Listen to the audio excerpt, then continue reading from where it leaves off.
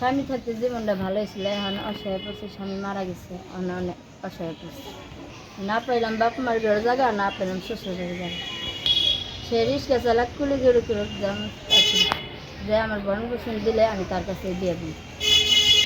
সে কি কাজ করুক ওইটা আমরা দেখার বেশি না। আলাইকুম দর্শক, আপনাদের প্রীতীয় শুভেচ্ছা জানিয়ে শুরু করছি আমাদের আজকের প্রতিবেদন। তো দর্শক, দেখতেই পাচ্ছেন আমাদের সামনে এক আপু বাচ্চা কোলে নিয়ে দাঁড়িয়ে আছে। তো আমরা জানবো যে বাচ্চা সহ কেন আপু ইউটিউবের মাঝে আসলেন, তিনি কি বোঝাতে চান, আমরা তার মুখ থেকে জানবো। আপু আসসালামু আলাইকুম। ওয়ালাইকুম সালাম। কেমন আছেন? ভালো। আপুর নাম কি আপনার? সাথী। মাশাআল্লাহ, খুব সুন্দর নাম, দেখতে তো মাশাআল্লাহ খুব সুন্দর।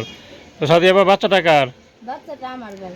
আচ্ছা, তো এই বাচ্চা নিয়ে ইউটিউবে কেন আসলেন? ভাই গরিব মানুষ আছে, স্বামী মারা গেছে, 5 মাস বাচ্চা পেটেছে, স্বামী মারা গেছে, গরিব মানুষ আছে।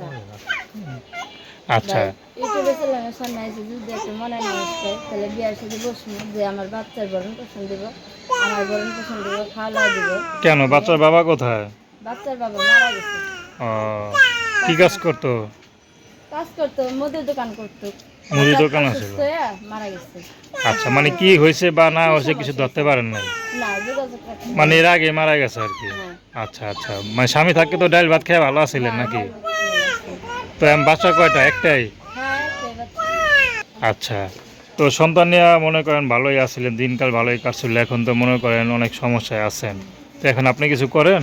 মানুষের বাড়ি বাসার বাড়ি কাজ করি, কয়টি গাই পাই, বাচ্চারা খাওয়ান দিতে পারি না। অনেক জায়গায় তো দেখি মনে করেন বা মানে বাবা স্বামী মারা গেলে মনে করেন শ্বশুর বাড়ি আর জায়গা হয় না। আপনি কি শ্বশুর বাড়ি আছেন নাকি নিজের বাড়ি? শ্বশুর বাড়ি নাই, মা বাপ থাকতেও মা বাপ নেই, আর মা বাপের একটু কষ্ট বেড়ে আছে। মা বাপ এই হ্যাঁ তো সংসার নিয়ে চালাতে পারে না, আমার সংসার নিয়ে কেমনি চালাবে।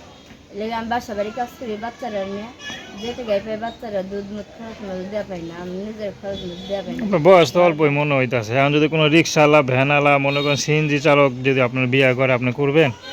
আমি আমার যে আমার বাচ্চাটার দায়িত্ব নিব, আমার ভরণ পোষণ দেবো, এরকমই একটা ছেলে চাই আমি। আচ্ছা, আর কিছু চান না? না। তার সে যেটা করে ইনকাম করুক, সমস্যা নাই। রিক্সা চালায় করুক আর ভ্যান চালায় করুক, আপনার 3 বেলা খাওয়ান জুটলেই হয় নাকি? আচ্ছা, তো দর্শক, আপনারা সাথী আপুর কথা শুনলেন। তার নাম্বারটা হচ্ছে 01848003116। আমি নাম্বারটা আবারও বলছি, 01848003116। তো দর্শক, প্রেম ভালোবাসা সাহায্য সহযোগিতা বিয়ে শাদী করা একান্ত আপনাদের ব্যক্তিগত ব্যাপার। আসুন আমরা 5 ওয়াক্ত নামাজ পড়ি, দেশের সেবা করি। আসসালামু আলাইকুম।